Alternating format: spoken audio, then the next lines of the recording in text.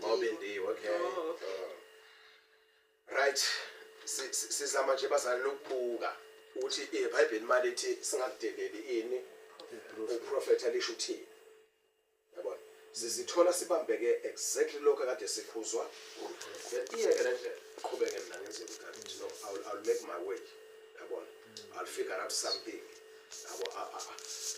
I'm deceived ukuthi I will make it so imagine usu point la usuthi khona walunga yabona bese kuvela qhamuka into ezohliphisa yonke le then uyacaswa ngempela and abaningi balifundile leli verse kodwa mase kufika leso sikhathi leso bona uqobo bayacaswa Lord help me ukuthi njengoba ngikhuluma kanje nje ngingabambeki lapho la asifunde isambulo chapter 18 isambulo chapter 18 lesince prophet leso siqala ukufunda verse 21 sigcine verse 23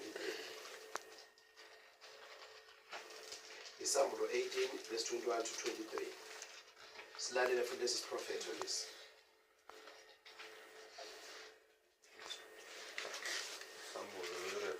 Revelation yes baba yes sorry ukuthi ngingasho ukuthi isichilele verse 21 to 23 yes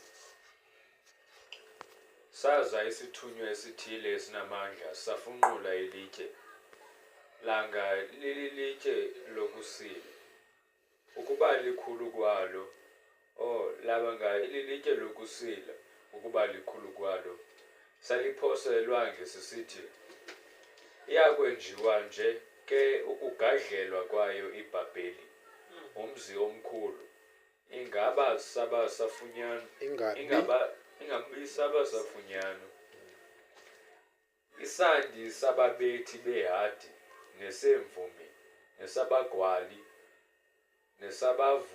nesabavuthele maxilongo asisayi kuba saviwa kuwe nengcibi zonke zobungcibi bonke azisayi kuba safunyanwa kuwe nasandi selitye lokusila asisayi kuba saviwa kuwe nokukhanya kwesibane akusayi kuba sakhanya kuwe nezwi lomyeni nelomtshakazi alisayi kuba saviwa kuwe ngokuba abarhweni bakho bebengamanene omhlaba ngokuba zonke inhlanga zalahlekiswa kukukhafula kwakho amen yesingisi ukukhafula ukuthakatha ukukhafula yesingisi from 21 to 23 Finality of Babylon's fall. Then a mighty angel took up a stone like a great millstone, and threw it.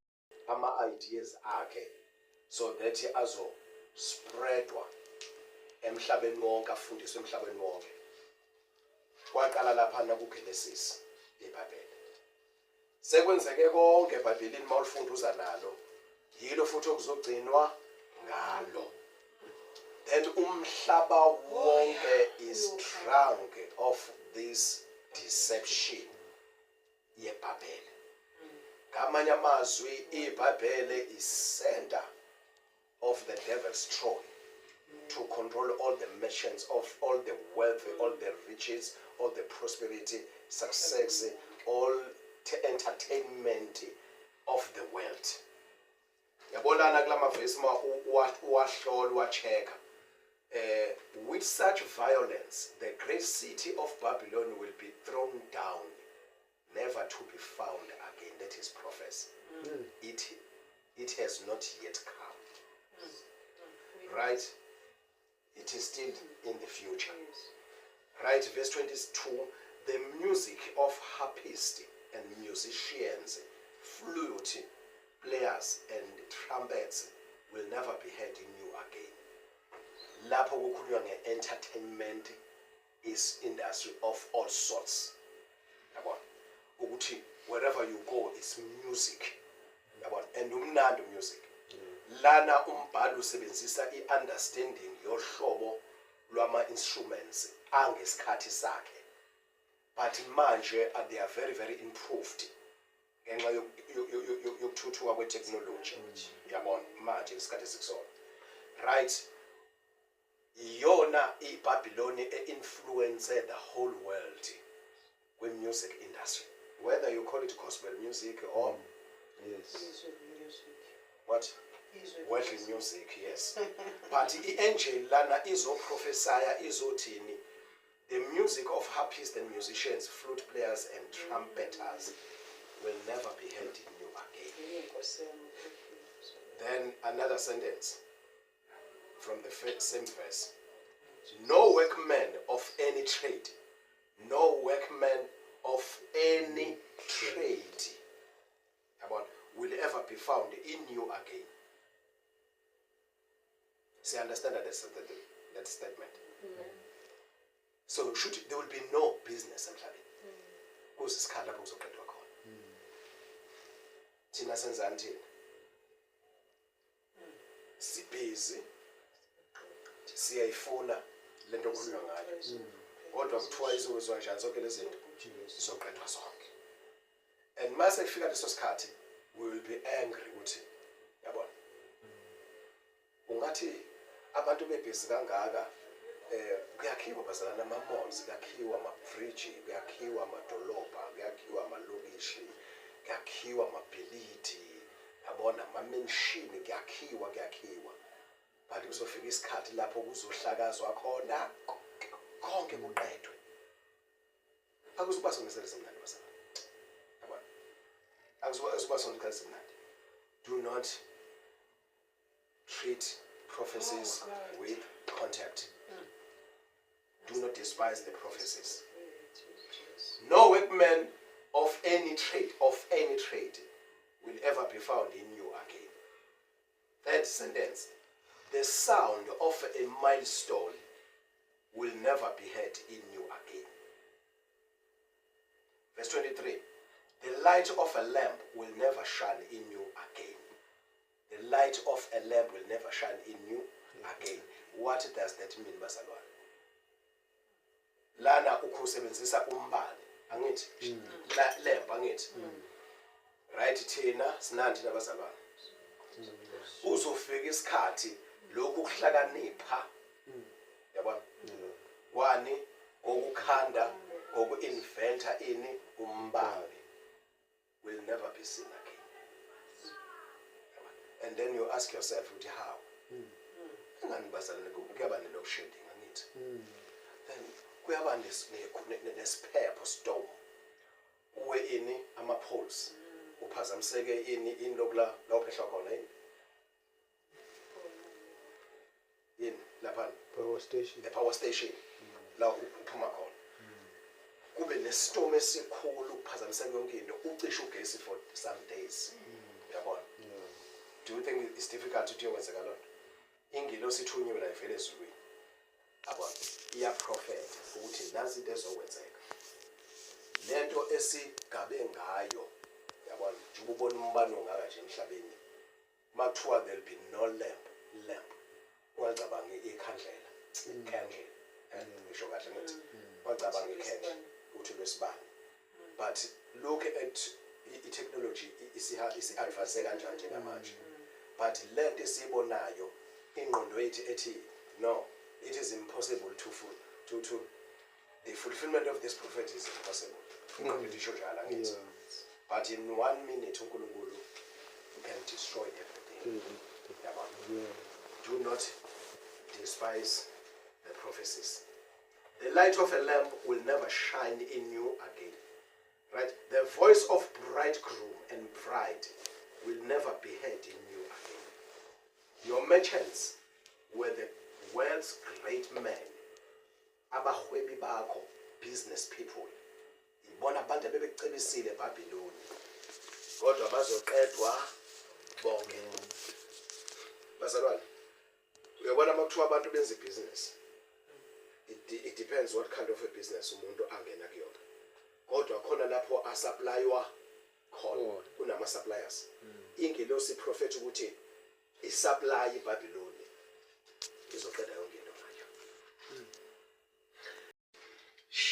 lo mhlaba nento zawo shiya lo mhlaba nento zawo thabathu nqamlezo umlandele thabathu nqamlezo umlandele.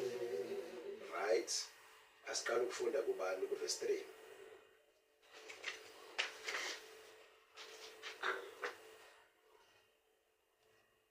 Mna ndibawusele umthetho abangcwalisiweyo bam, ndiwabizele umsindo wam amagorha am, abadlamkileyo bam abanekratshi. Yiveni ingxokolo ezintabeni ngathi yeyabantu abaninzi. Yiveni ingxokolo yezikumkani zeentlanga, zihlanganisene. UYehova wemikhosi uhlanganisa umkhosi weemfazwe. Bavela ezweni elikude ekupheleni kwamazulu. UYehova nezixhobo zengqumbo yakhe ukuba alonakalise ilizwe lonke. Bombolozani kuba isondele imini kaYehova, ivela ngokwembuqo kusomandla. Ngenxa yoko ziwile iingalo zonke iintliziyo zabantu zinyibilikile. Bakhwanqile, bafikelwe kukupenapena nayinimba, bayazibhija-bhija njengozalayo, bakhwanqiswe ulowo nguwabo. Ubuso babo bubuso bamalangatye. Yabona, imini kaYehova iyeza, inobujorha, iphuphuma umsindo, ishushu, ukuba ilenze libe senkangala ilizwe, ibatshabalalise aboni balo kulo.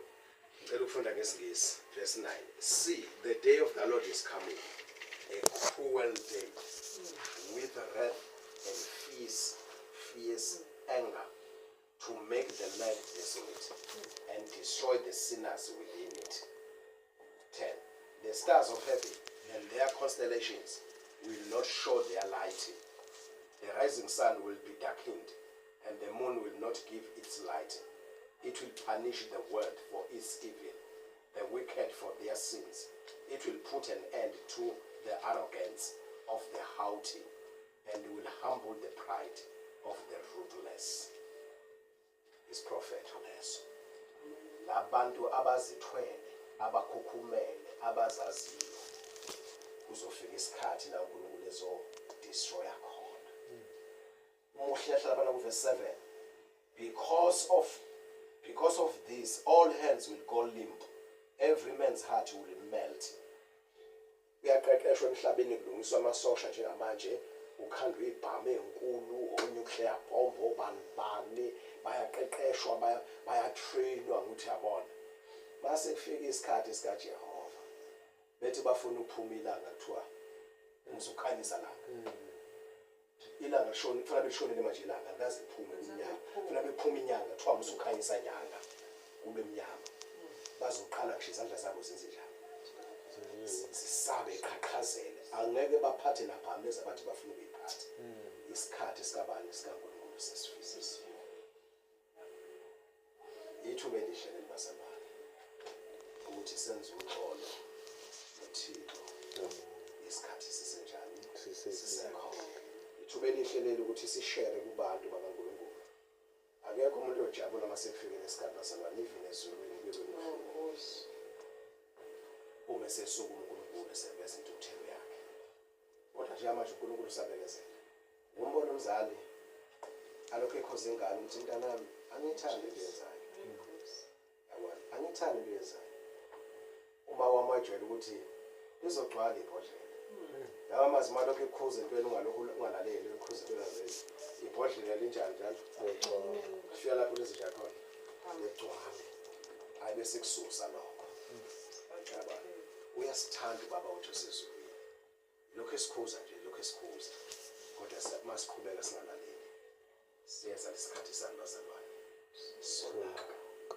Akekho nombuzo kaJesu. Yes.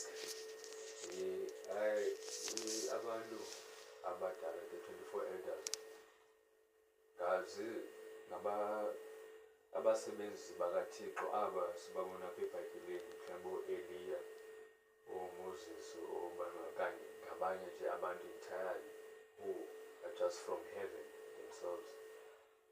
Asinikeziwe amagama abo ne-full description yabo. Kodwa we are told ukuthi bangama-elders. So sesiyabona uNkulunkulu nayo i-cabinet yakhe asebenza ngayo. Yabona kunama-ranks esulwini. Mhlawumbe lokho singabonga ngelanga-ke. Yabona. Kuba khona uNosipho bese ngizocela bangenzeleke lokho. Lokho ama-ranks. Mina ngijahile lokho uzosiza abantu bahlenge yabona. Khona information ukuthi noma ungaba nayo yabona. Yeah, but there's one. Yes, ngeke kulekelele ukuthi uyabona. So kodwa for ukuthi uthole ulwazi ngoba yes for understanding yes kunama ranks kuphi ezulwini. Yes khona 24 elders. 24 and 24 elders, yes. 24 elders. Between 24 elders iphuma kwi-nations ka-Israel eziyi-12, 2 in each nation. I-speculation sabantu leso. Okay. So ukuthi 12 from 12 tribes of Israel and 12 apostles. Yes. Oh, okay. But akuchaziwe kanjalo. But i-conclusion. Okay. Yabantu, yes. Of which it kusanga true bakunjalo. Yeah. 12 apostles, 12 sons of Israel. Yeah. But sinikezwe isithombe ukuthi izulu sobe linjalo. Zikhona izinto bazange ziyenzeka. uNkulunkulu nabantu asebenzisana nababambisene nabo. Yaphenduleka baba.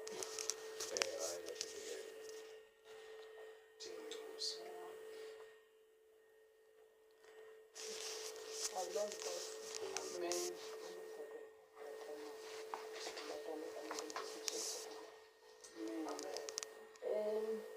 Andambuzo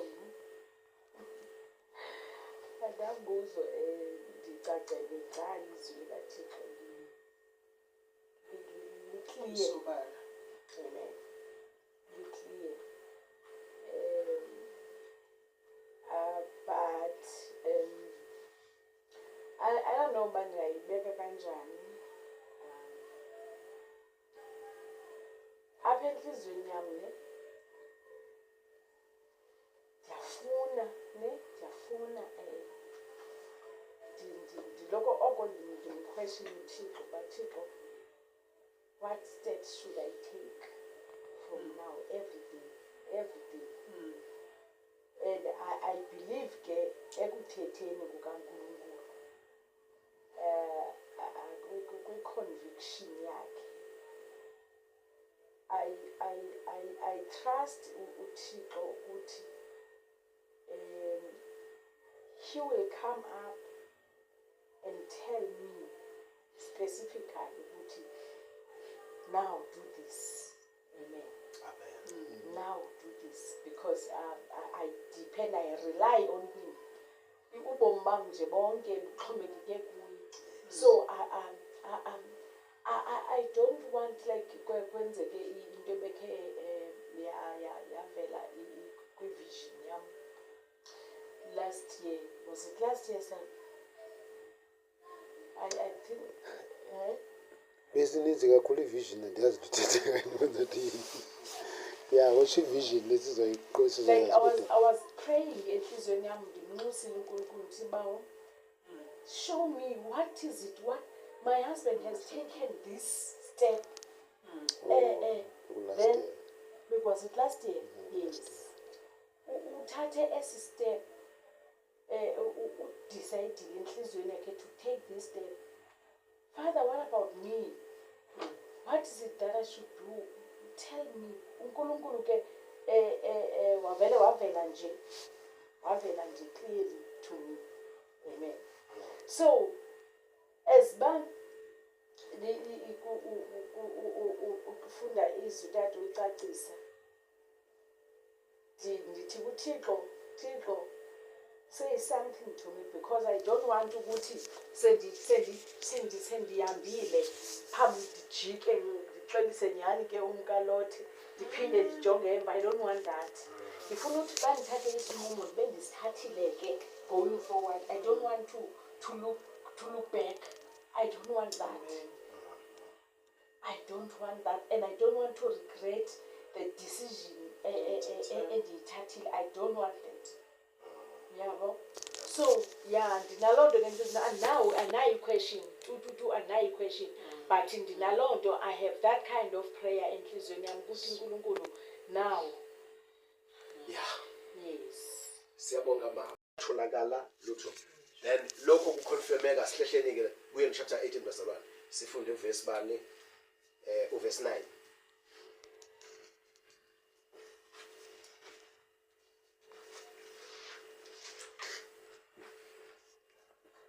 Okumngani bomhlaba abo babeyinyuza nayo baxhamla iziyolo zinayo bayakuyililela bayibambazelele bakubona umsu wokutsha kwayo. Qhubeka baba. Bemi kude ngenxa yokoyika intuthumbo yayo besithi yeah mzi mkhulu Babheli, mzi unamandla ukuba kufike ngaxa linye ukugwetywa kwakho. In 1 hour your doom has come. Verse 11. Nabarhwebi bomhlaba bayakulila benze isijwili ngenxa yayo ngokuba ingasathengwa bani impahla yabo nomkhono. Verse 18.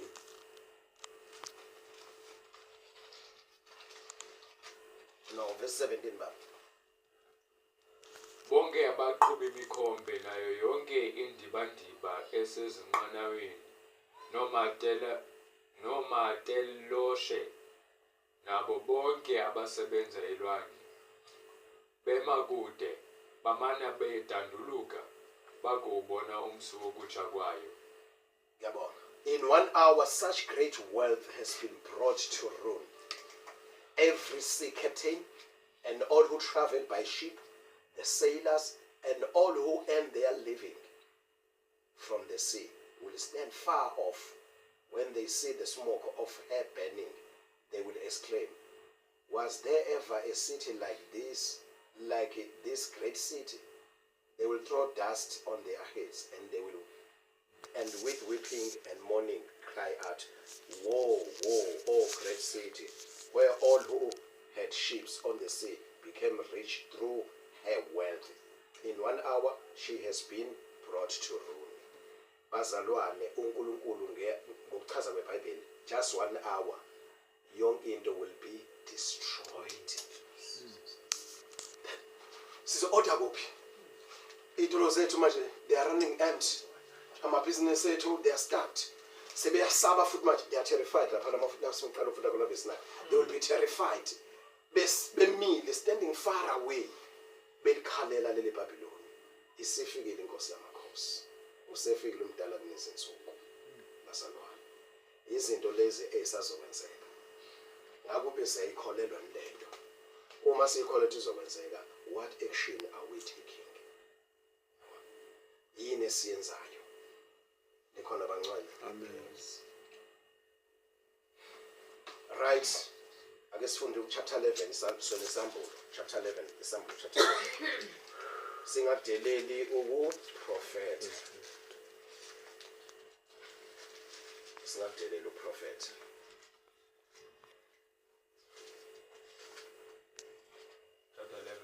Chapter 11. Yes. Ukale ufunda verse 15 mfana wami ohle nawo kuhlele ezansi. Sidabukelela iBhayibheli ke manje. Ixilongo lesixhenxe sathi esesixhenxe isithunywa savuthela ixilongo. Uyezwa njalo? Isithunywa njalo esinye futhi manje.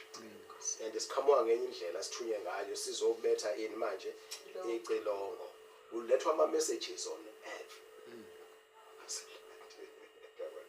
Let's have messages on earth. The heavenly citizens babezi. Uzama imizamo ukuthi kuhlengwe kusindise umuntu, usize umuntu. Kuhlangula umuntu emhlabeni. Right? qhubeka ndoda.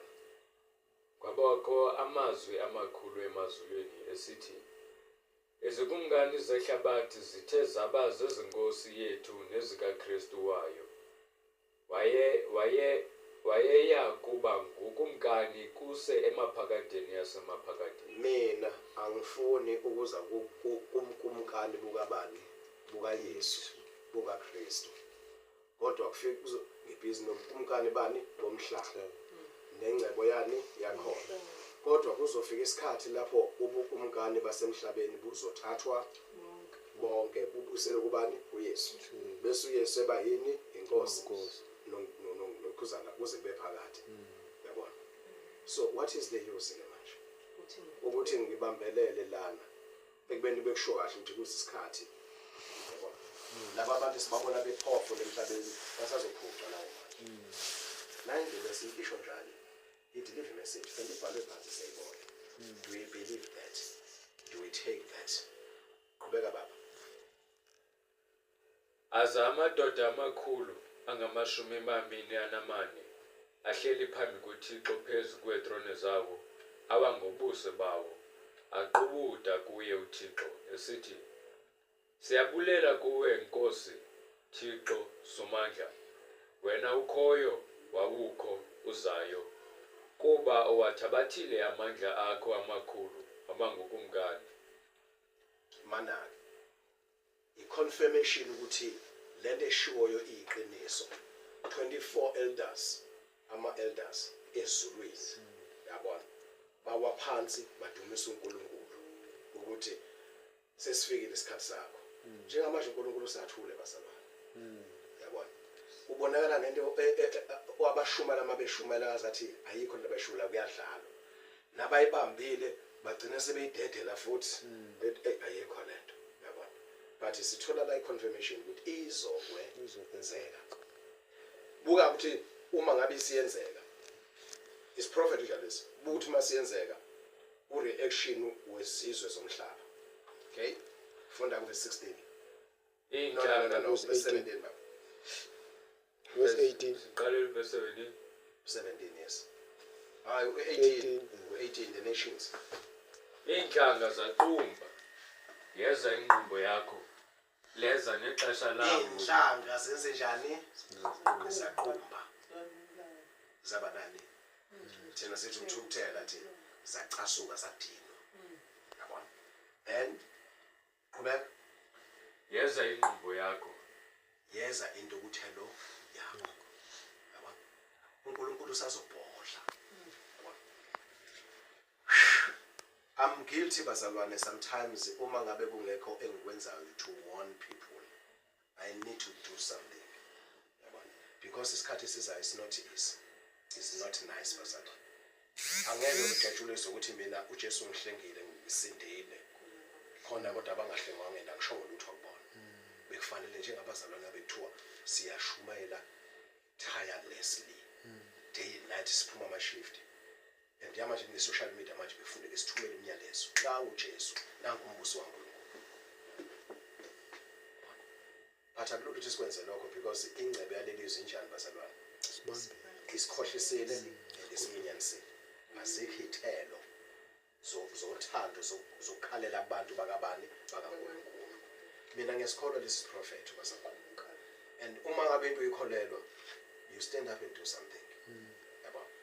The nations were angry and your wrath has come. Qhubeka baba. Leza nexesha labo bafileyo kuba bagwetywe. Ungacabanga ukuthi masufile sekuphelile. Abadlula emhlabeni bengayinaka ngeprofeti beyidele iprofeti. Basazovuswa bezokwenjwa lapho. Bazogwetshwa. Right? Qhubeka baba. Elokhu banika umvuzo wabo abakhonzi bakho. Lezi incebo zikaNkulunkulu abakhonzi ebebenganakwa bedelelwa behlushwa emhlabeni. Wengathi baze bafa bengenalutho. Then basazonjani nabo basazoreward Sizovuswa. isikhathi sabo. Qhubeka. Nabo bangcwele. Nabo bangcwele. Nabo bangcwele. Nabazalwane Nabo baloyikayo igama lakho. abasaba igama abadumisa abasaba igama lakho yes. abancinane nabakhulu yes nelokonakalisa abo bawonakalisayo umhlaba. sekufika isikhathi to destroy those who destroy the earth. A time will come to destroy, for God to destroy the destroyers of the earth. Abantu nje manje bona bathi ukuphila kanti they are busy destroying umhlaba. Usathule nje ubawo. But says isikhathi sokuthi enze njani? Payback, revenge. He will destroy. uNkulunkulu udala umhlaba waba muhle. Abantu bamshila uNkulunkulu bazenzela ngendlela yabo bawulimaza umhlaba. Yabo nje lama chemicals afundelwa abazalwane lawa afakwa emasimini kuthiwa bulawa ukhula. Khona ama chemicals ahlala isikhathi esithile phansi. Ngisho lo muntu ukudla sekuvunile, umuntu ufuna uzotshala wena lapho. Ngeke kutshaleke enye crop because izo affectwa yilokuzana. Baze basho bathi indawo isikatshalwa yafutha uma ilokuzana yafaka ulokuzana poison umuthi ufile lo mhlabathi. It's no longer productive. Into siyaziyo leyo ngithi yabo. Ngiyawazi ama chemicals wafaka lapha phansi. Ngeke uzenze lutho. Kufanele kuze kuphele leyo period leyo. We devastate, we destroy ini umhlaba. Yabo. Egameni lokuhlanipha kweBhabhiloni. Lelo kuthiwa maye. Umaye kusekunzima kampela makuthiwa woe unto you. Yabona. So siyeza isikhathi lana sizwa inkulumo ekhulunywa ama 24 elders akhuluma nobaba uNkulunkulu ukuthi sesifikile isikhathi. It's like emazulwini noma ezulwini they've been waiting for such a time as this. Siyofika nini ngalesi sikhathi? Nazi incebo ehlushwe emhlabeni. Napa abasaba igama likaJesu emhlabeni abadumisa uNkulunkulu phela behlushwe emhlabeni. But napa bedelelwa kanti siyofika isikhathi. Napa abantu beqhubeka belimaza umhlaba bayakhuzwa msana ulimaza umhlaba. Buyelana uNkulunkulu abafuni ukuzwa. How sesifikile leso sikhathi sonakalo wakho ukuthi uyiphindiselele. Guess what abantu isizwe somhlaba senze njani? Siyacasuka. Kabaphenduka baba nolaka. Yabona. Baba nolaka. Ngicabanga ukuthi lokho mfana wami. Besibani manje? Funda ke baba. Yavulwa itempile kaThixo emazulwini. Yabonakala ityeya yomnqophiso wakhe etempileni yakhe. Kwabakho imibane nezandi nendudumo nonyikimo lomhlaba nesichotho esikhulu. Ukuconfirma ukufaka isili yokuthi lesi siprofeto esiyiqiniso kwavuleka izulu. Yabona. Kwaba khona ini imibane. Kwaba khona ukudumo. Kwaba khona ukuzamazama komhlaba. Kwaba khona isichotho hailstorm. Sehlela kubantu emhlabeni. Ifikile into uthelo kaNkulunkulu. Where will we hide? Mase kufike leso sikhathi. Ngoba lapha isifunde khona kuthiwa nabafile abazojani nabo futhi. Yabona umuntu ufika xakeke ngenkanuko zakhe emhlabeni bese terminate ukuphila kwakhe. Yabona? Acabanga ukuthi sekunjani? Sefile usazolanda wazala uzobhekana nendaba zakho zasemhlabeni. Uthunyelwa abashumayeli wabahleka, uthunyelwa abaprofeti wabadelela, uthunyelwa inceke kaNkulunkulu. Yabona? Wozo uzobhekana nendaba zakho la. Isikhathi solanga likabani manje uNkulunkulu. Ake sizwe ke ngapha kweOld Testament uIsaiah 13 chapter 13 verse. Oh my goodness. Mehlweni abantu. Kodwa khona siyenze indlela kuba siyenza ngokholwa. Uma ngabe uNkulunkulu ezomisa iJericho elwela uIsrael. Wabiza ukuthi bazungeze once a day for 7 days. Usuku luka7 bafike bazungeze kayi7. Then that thing bazalwane is so foolish. Yes. Ukuthi ungavela uhambe nje, hamba uzungeza nje. Uqhamuka uNkulunkulu ngendlela ongayazi. So ke siyambonga uNkulunkulu usiphelele thuba namhlanje ukuthi siyokwenza lokubula lobe emehlweni ethu. Kodwa siyamkhona ukuthi uNkulunkulu ikhona into ayenza spiritual. Ekhambeni lenkosi uJesu sifuna ukushiya nje kanjalo. Abaprofeti bebengamukeleki ukuthi uNkulunkulu beqhamuka abenza izinto ezingekho applicable in life kodwa uNkulunkulu abenzisa ezisala nama questions kodwa uNkulunkulu abenzisa kanti bayaprofitha. So ke siyabonga ke bazalwane ukuthi sibuyele sonke siphephile ngeNkosi uJesu. Namhlanje sibonga ukuthi uNkulunkulu asiphelele ithuba ngifisa sishare lokhu okubekekile enhlizweni yami. Ukuthi iphutha esilenzayo yini lethu. Sifakazela izwi. Asizinaki iziprofeto. Angazi kodwa ke uma uNgcwele yasilekela nabazalwane asikhumbuze. Kodwa ngazi ukuthi ubonakala kuphi. Uma ngabe ekhulunywa ngeprofeto asinake asikho interested. Kanti iprofeto ziyagcwaliseka.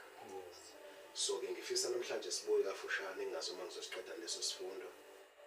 Kukhathalekile khona abazalwane. Egameni leNkosi uJesu. Ngicela sivule u1 Thessalonians.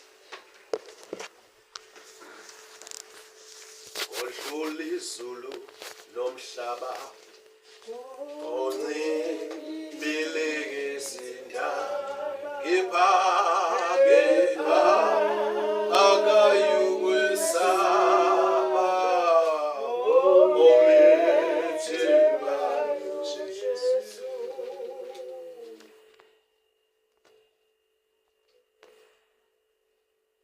Owesibandana.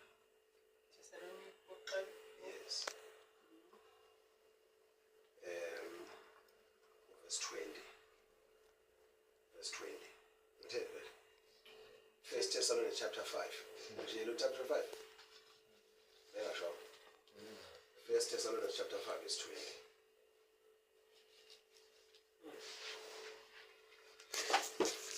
First Thessalonians chapter 5 is 20.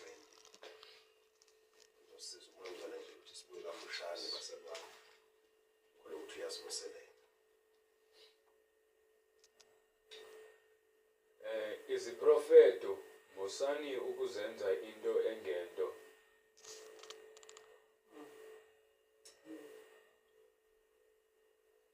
Sengiphelile njalo. Awufunda enye version. Do not despise prophecies.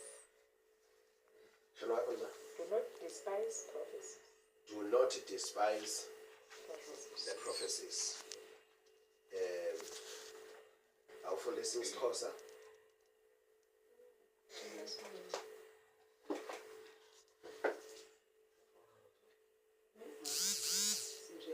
Siyafana. Siyafana izinto.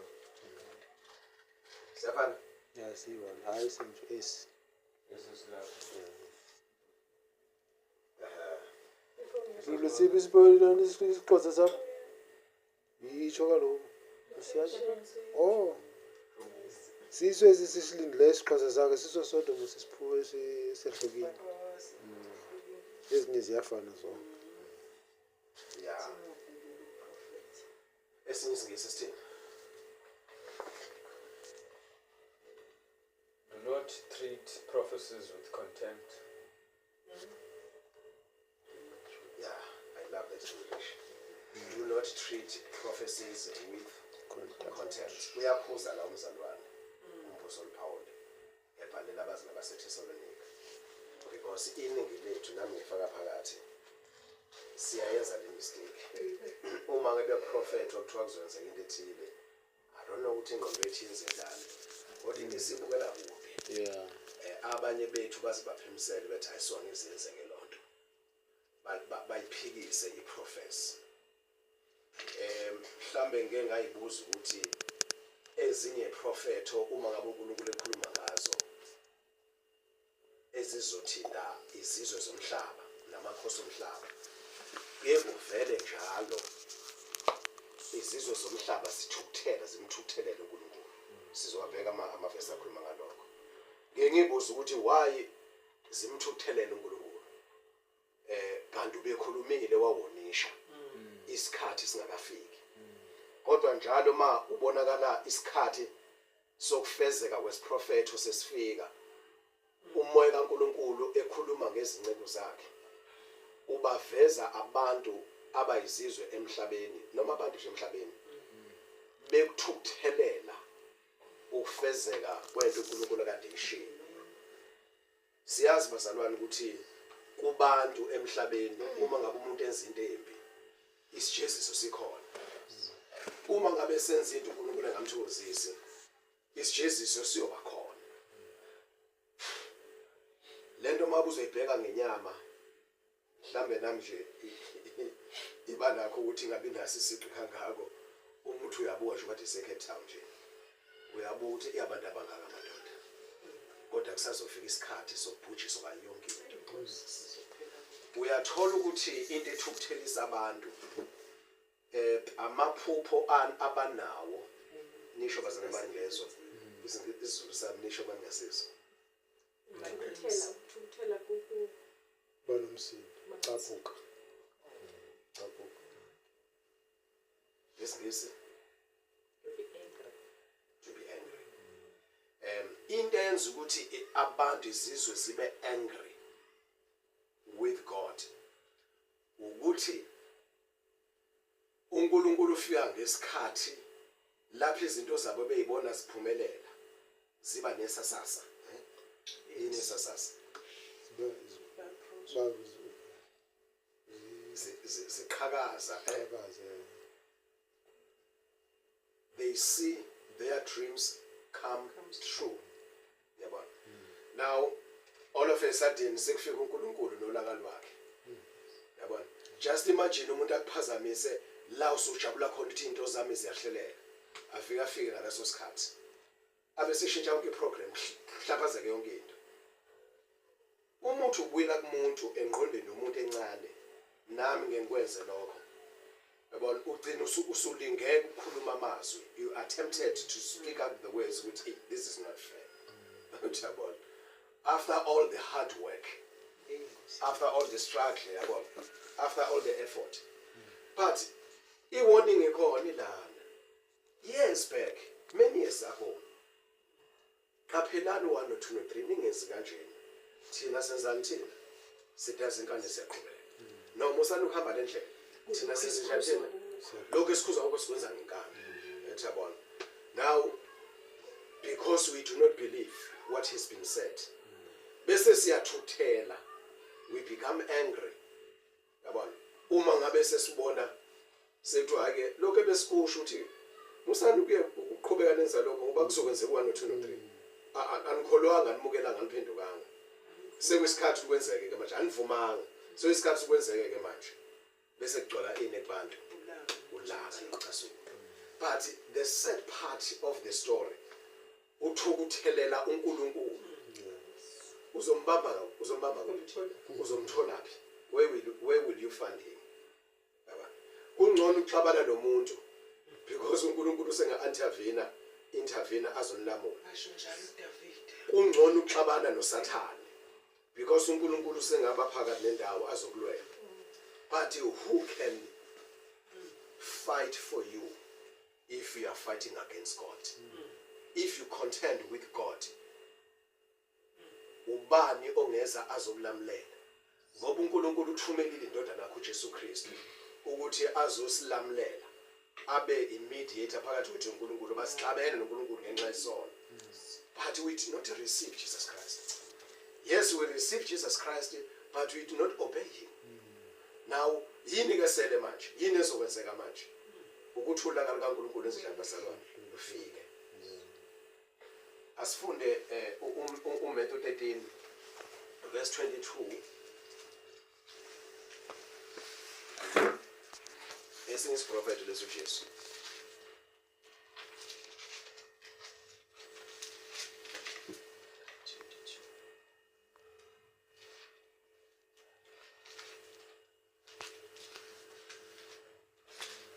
Esontshiwe phela.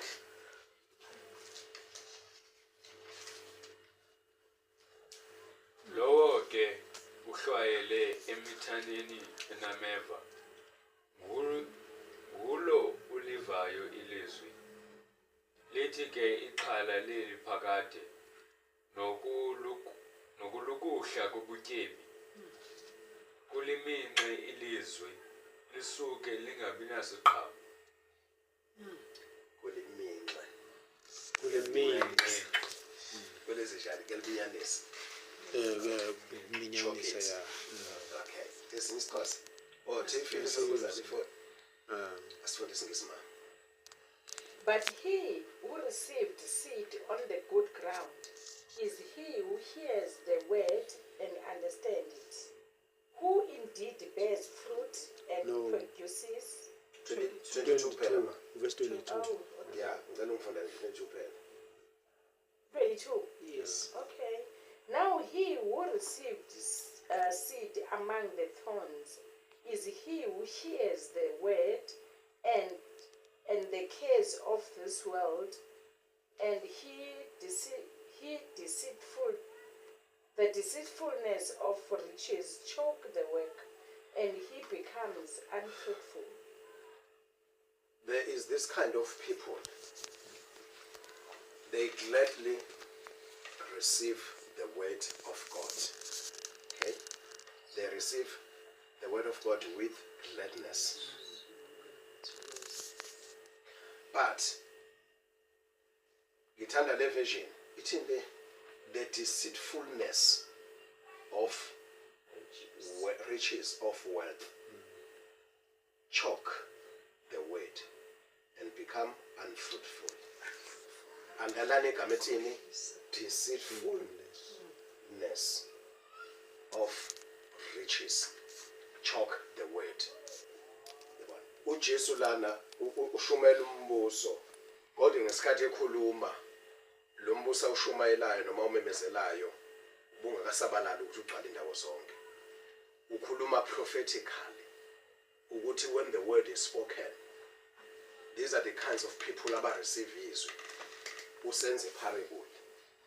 Useveza iparable yokuthi bakhona abantu abalumukela izwi bajabule kodwa abakhohliswe yini imnako yani ukukhohlisa izwi lingatheli.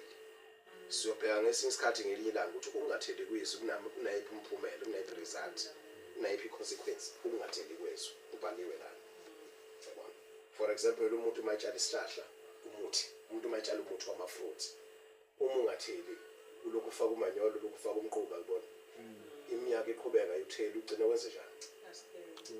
Uyasicela ngenxa wenza ifirewood angithi.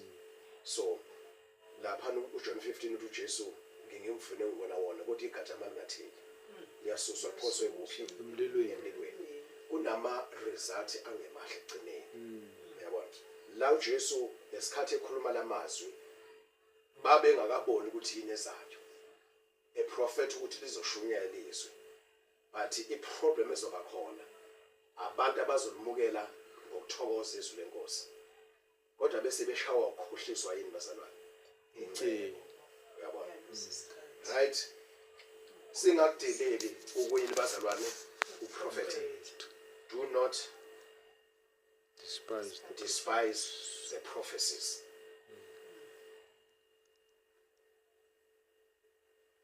Iningi lethu siyakhohliseka ngencebo yani iyasikhohlisa inceba lelizwe. Yakhohlisa. Sigcine sinjani bazalwane? Si-choked. Ngesixhosa. Should I call back? Ngathi uma umini okanye uhotshiwe. Amaswati athi mame. Athi mame. Yes. Yeah, ngiyakuzwa mawami, ngikuzwa kahle, ngikuva kahle. Ngicela ukuthi ngikushile kuwe ukuthi uNkulunkulu uphendule uthini.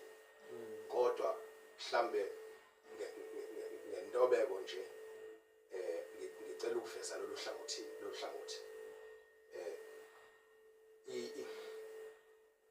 Si affectekile ngendlela esingene ngayo insindisweni. Safunda izinto. Yabona? Masuza lana ngokwezwi usuhlola kahle is something different. Yabona? Like uJesu Kristu uthi mayifundisa ubusisiwe onjani olezwayo bese eyalenza. Yabona? Once you hear the word you must obey. Bese ethi futhi kwenye ingxenye bayothi ngalolu suku lokwahlulela Nkosi sikhipha amadimoni ngegama lakho I'm convinced ukuthi akusibona abahedini labo abantu abakholwa basindisiwe but where did they miss it out it's the obedience of the word athi hambani mina kubenzi bani bobubi and lokhu leli gama elithi bokwenzi kobubi yabona doers of evil thina sicabanga irobbery ama drugs or what ngithi yabona up until God reveals to me ukuthi umhlaba shona ngesixhosa baba umhlaba wonke wakhe libinga usho statement 1 John chapter 5 verse 9 First John uthi thina singaba kaNkulunkulu siyazi ukuthi thina uba singaba kaThixo nokuthi ihlabathi lonke lilele kongendawo lilele kongendawo yes uthini lokho usho ukuthi ihlabathi lonke liphansi kolawulo lukaSathane then that's a reason kuJesu ukuthi eze kuphi emhlabeni yabona once ngezwe izwi likaJesu ngombuso kaNkulunkulu ngezwe izwi likaJesu ngentando kaNkulunkulu mina okwami engilinde ukuthi ngikwenze is what obedience yabona but i system yokhonza esangena kuyo corrupted isifundise otherwise yabona then bese lithi kwenye ingxenye ngicatha amaHebrew I'm just quoting but just few yabona lithi today if you hear what they were do not harden your hearts yabona umuyihlola lento it's up to a person once he or she hears the word to make what a decision it's like uNkulunkulu ngwenzile I've played my part yabona but ipart yakho ukuba wena you just do and uhambo ke lokuhamba i-decision oyenza kwenzela uNkulunkulu it is by faith what is faith yabona I see nothing angithabona bese bakhona ingcenyana lapho futhi ewonisha khona Apostle Paul ngicathi wamaHebrew ukuthi uthi uNkulunkulu akathokozi ngonjani shrink back ohleshela nyovana so kusho ukuthi it means by faith lapha ku Romans chapter 1 verse 17 it is by faith from the beginning ngiqala lolu hambo to the end so a righteous person shall live by faith yabona so angiboni lutho angazi lutho kodwa nje ngiyaqala manje ngihamba yabona so kusho ukuthi mangiqala ngithi ngiyahamba ayikho into engibuyisela kuphi emova yabona so kunendlela I'm sorry to say esi understand ngayo ukwenzeka kwezinto ngithi yabona angazi ngizobeka kanjani this thing of the kingdom of God is a matter of life and death yeah uNkulunkulu uthi lapha nokuDuteronomy ngibeka lana ini ukuphila lana ngibeka ini ukufa you choose yeah yabona shuthi kumuntu choose now ngithe umama ngimshela ke confusion angithi kodwa ngizama ukuqaqisa lento basalwana ukuthi it's like kufanele si understand indlela yokusebenza kukaNkulunkulu ezweni lakhe yabona ngoba indlela lesithole ngayo ngaphambilini yabona it's like lapha nokuDuteronomy uNkulunkulu ekhona Moses uNkulunkulu uMoses abantu beIsrael aku expectekile abantu beIsrael ukuthi bathi ngisayojani uthandaza ngisayobuza ubawo no now choose this is life this is death yeah choose mubuye uyakubaba ubaba expect thina baba ubaba utshilo ukuthi ndiyakucebisa khetha ubomi ukuze uphile uthi ngiyakucebisa ukhethe ini usekunikizile azi khetha ini wena ubomi uJesu Kristu yini bazalwane ubomi izwi laNkulunkulu yini lobo so indaba ilele kubani kimi but into engiyibonile nje bazalwane I'm not condemning anyone cela ngizwe kahle I'm not judging but I was seeking for a truth I was searching for truth where did we lose it where did we lost it what went wrong now khona into kuthiwa procrastination of time to procrastinate is to delay because of delay then indlela esifundiswe ngayo usathane ucreate ini bazalwane itude lesikhathi yabona hayi ngeke usathane akavumi phela siphunyuke entweni zakhe yabona so he will make ama strategies remember mayifika kuJesu ukhotha izwi umuntu wezwe usathana akamhlaseli ngani ngoba uyazi ukuthi udlulile umuntu enyameni umhlasela ngani ngizwi uyastrategize ngalizwi ukuthi uzolibeka kanjani lisound ngendlela yabona so ufika lapha kuJesu uthini guqula lelitshe lamatshe wenze ini izingwa then uthi uJesu ulotshiwe ukhothiswe lapha ngangeni kwi-Old Testament senkhothile ibani kodwa akunahlangabezana nalo ulotshiwe ukuthi umuntu awuphila ngani ngisiko phela bese ethi hayi ngoza uyiphosa lapha phansi uyale ukuthi uzothuza uyalingiloze uthi ungaboyilinga inkosi uNkulunkulu uyabona ukuthi manje uSathane uza ngani kuJesu because ngeke amthole ngomjolo ngeke amthole ngokubhula ngeke amthole ngomtshontsha funeka amthole ngento angithi yabona yes then inhloso uSathane ukugaina mina yabona ngize kuze kufike isikhala lapho uthothi ngiyalimala khona kuba destroyed then to procrastinate you cause what a delay what you were supposed to do now and today yabona you postpone it for tomorrow then lokho ufuna bekwenzekela namhlanje awusakwenzanga then tomorrow nokwakhona yabona uma usufika tomorrow you are carrying a task of today then say we heavy load leyo wena uphinde futhi upostpone usho ukuthi befuna ngiqale mina ngomhla ka1 kubekho into engiyenzela uNkulunkulu sengiyoze ngiyenze ngomhla ka29 idate angithi yabona then it still stands ezinto uNkulunkulu kufundisa ngazo ngolwazi olutholile emhlabeni tertiary ngiya khona awukwazi ugraduate unomlenze ka first year like it or not ngeke uzograduate you must clear all the carry what carry overs angithi izwa njalo leftovers carry over ukuthatha une subject course eyodwa engayiphasanga kwa first year but ngakwazi ukudlulela kwabani kwa second year kwaphinde futhi kwane course wa second year manje ngo third year sengiphasa sonke ama courses but kuthiwa ngihambe ngibuyele ngiyobhala nabantu baba first year yabona ukuze ngiphase ngibuye futhi ngizobhala nabakwabani nabakwa second year bese ngikwazi ukuthi kuthiwa ngiphasile now uma uNkulunkulu ethi khona into ofana ngimenzele yona ngomhla ka1 ngangayenza ngapostpone ikumbondelene it is piled up yabona by the time ngithi ngaqala ngenza kusabheke mina it is a must ukuthi ngenze njani ngikwenza ba kumiselwe mina so ke there are things that we do not ask God yabona nje I have to confess my sin because ngicela ukubuza ukuthi ngivume yini izona uNkulunkulu ulindele ukuthi wenze njani mawonile you confess uNkulunkulu expect ukuthi ngizothi baba ngonile ngiyavuma yabona not ukuthi baba ngisazocela ukuthi angazi ngenze njani baba ngivume noma ngavumi yabona ngabe kuyintando yakho ukuthi ngivume isona engisenzile noma kusiyona akunjalo ngithi yabona so ya bazalwane ngiyayibona comment kaMama ingikhumbuza lokho esengichazile egameni likaJesu but futhi ngiyakhuthaza kakhulu i-conviction kumzalwane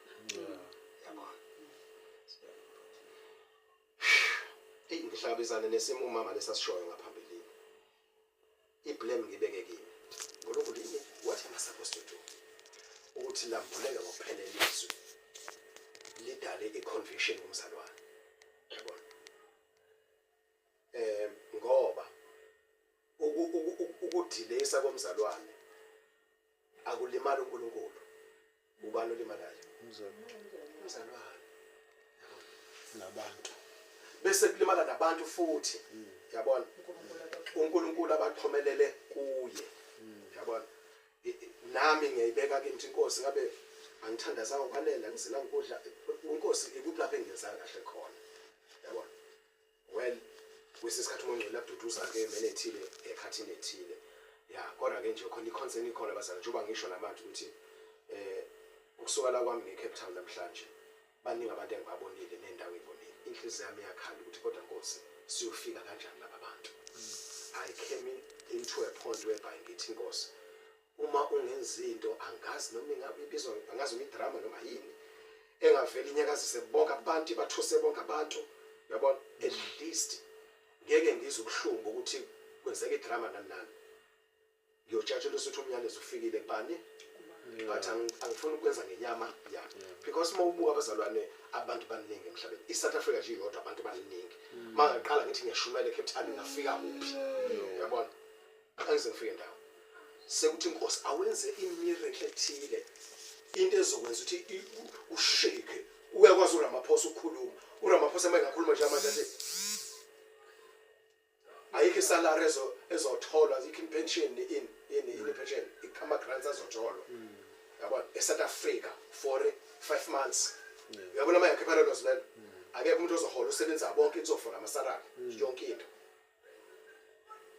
yabona abantu bonke bengizinjani besala imessage engahamba ifike kodwa ukhulume one word elaphana akubiza ukuthi ayekubona uNkulunkulu ngicela wenze something ezokwenza ukuthi abantu bayithole imessage of the kingdom and make up their minds while there's still time because time now is fast running out siyaphela isikhathi yabona siyaphela isikhathi noke siyabonga abazalwane kodwa futhi ke ngijabulisa ukuhamba nabazalwane endleleni abazi nqumele bazi swela ukuthi ngezwe yabona because uJesu uma umbheka ukuthi ufika lapho ophethe uthini ngeze njani ngilandeleni abaqala ngaphansi ukuthi sacabanga ukuthi siyokuthandazela lo bafele bezinjani abafundi Vele balandela.